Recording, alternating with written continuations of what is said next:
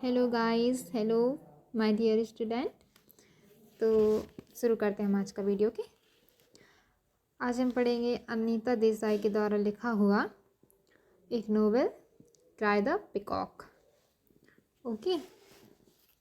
इस नोवेल में अनीता देसाई ने वर्जीनिया वुल्फ की तरह स्ट्रीम ऑफ कॉन्शियसनेस की टेक्निक यूज़ करने की कोशिश की है।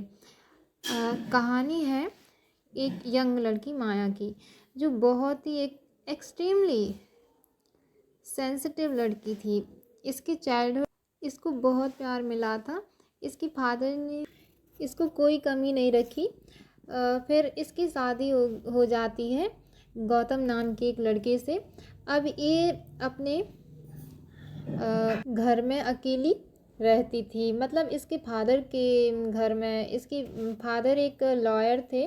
इसकी माँ की जब से डेथ हुई, इसके फादर इसे बहुत अटेंशन दी है। इसके फादर से शुरू से इसे बहुत अटेंशन मिली है। लेकिन इसके भाई अर्जुन अमेरिका चला गया अपनी डेस्टिनी खुद लिखने।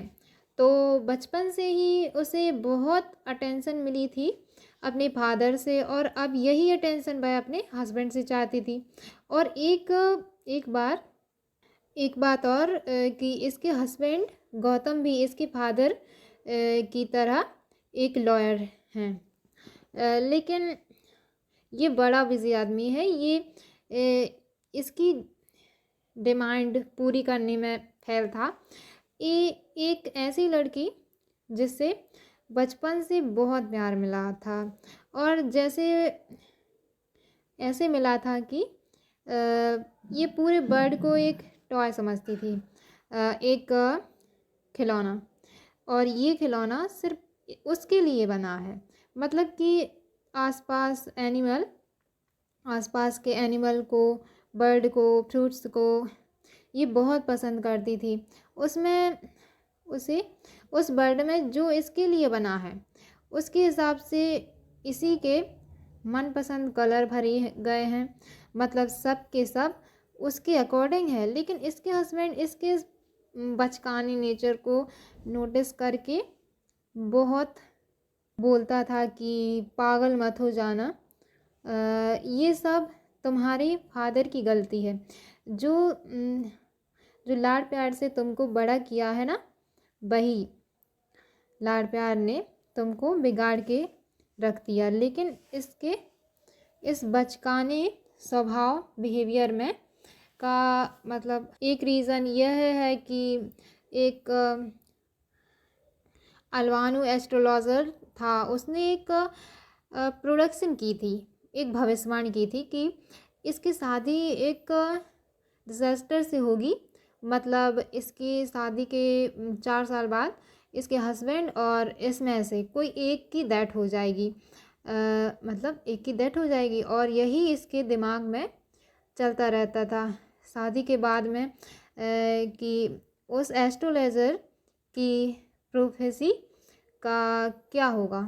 उसके वर्ड इसके कानों में गूंजते रहते थे। मतलब उसे बार बार वो ही सब याद आता रहता था कि उस एस्ट्रोलॉजर ने ऐसी भविष्यवाणी की थी। तो उसके कानों में बस एक ड्रम की तरह बजता रहता था। ये ब्लैक और ईविल शैडो से पता है, ब्लैक और ईविल शैडो से इतना डरती थी। इसको हमेशा लगता था कि इसकी मौत होने वाली है।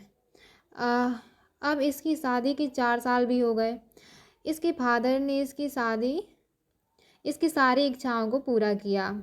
लेकिन इसके हस्बैंड इसकी किसी भी नीड को सेटिस्फाइड करने में सक्षम नहीं था।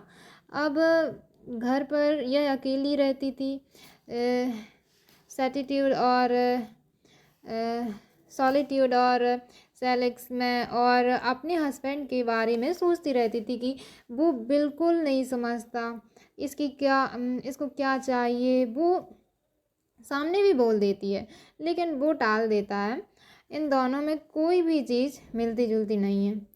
इनके नाम के हिसाब से ही इनकी कैरेक्टर है। जैसे कि माया, मतलब इस मटेरियलिस्टिक वर्ल्ड को रिप्रेजेंट करती है ना माया। जबकि गौतम है, दोनों में एज गैप भी है। अब ऐसे ऐसे लग रहा था जैसे उस एस्ट्रोलॉजर की भविष्यवाणी का असर होने लगा है। ये उस चीज़ को अवॉइड करने के लिए लाइला मिस लाल की पार्टी में जाती है और पार्टी वगैरह में जाती रहती थी, रेस्टोरेंट वगैरह में जाती थी, मगर वो इस डर के सामने कमज़ोर पड़ रही थी। ये गौतम की माँ और बहन के पास भी जाती थी। इन लोगों की कंपनी में ये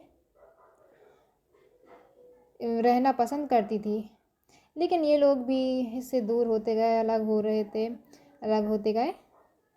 तो ये बिल्कुल अकेली सी पड़ गई थी।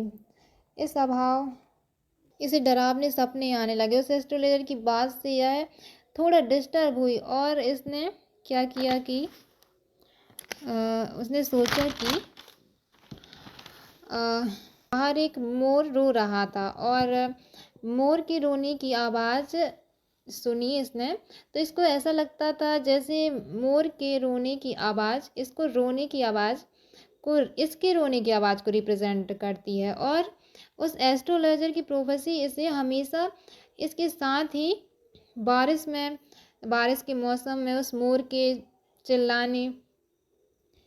का चिल्लाना इसे बड़ा डिस्टर्ब करता था। वो सो नहीं पा रही थी,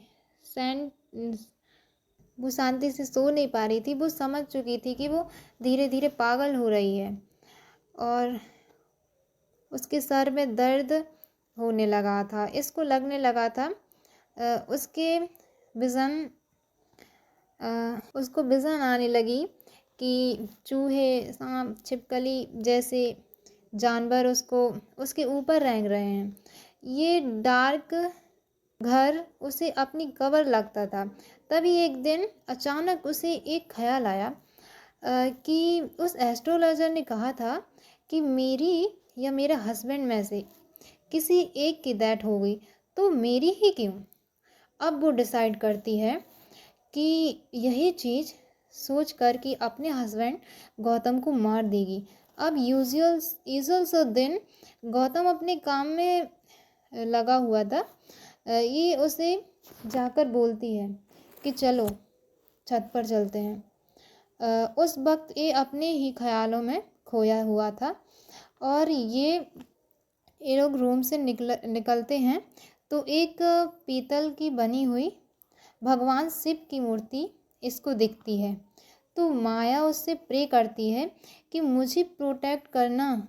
जब ये छत पर पहुंचती है तो छत पर जाते ही गौतम इसके सामने खड़ा होता है और उसे छत से धक्का दे देती है।